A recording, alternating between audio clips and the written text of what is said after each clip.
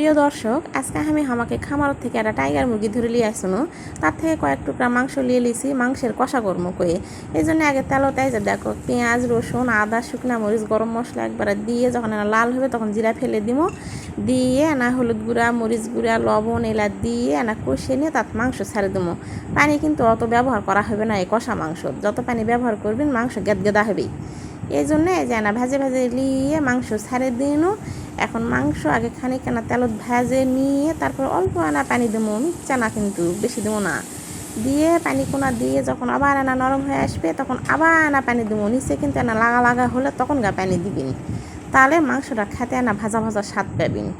এই যে দেখো কি সুন্দর ভাজি ভাজি হয়ে গেছে মাংসটা। এদের মিচ্ছা না করে পানি দিয়েছে, ইনকে কিন্তু আমি মোটামুটি 3বার পানি দেবো, দিয়ে তারপরে কষে কষে লাস্টে যায় মিচ্ছা না পানি দিয়ে তারপরে নামে নেবো।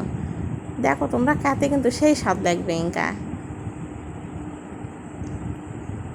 দেখেছেন কি সুন্দর লাগছে দেখতে, দেখেছেন।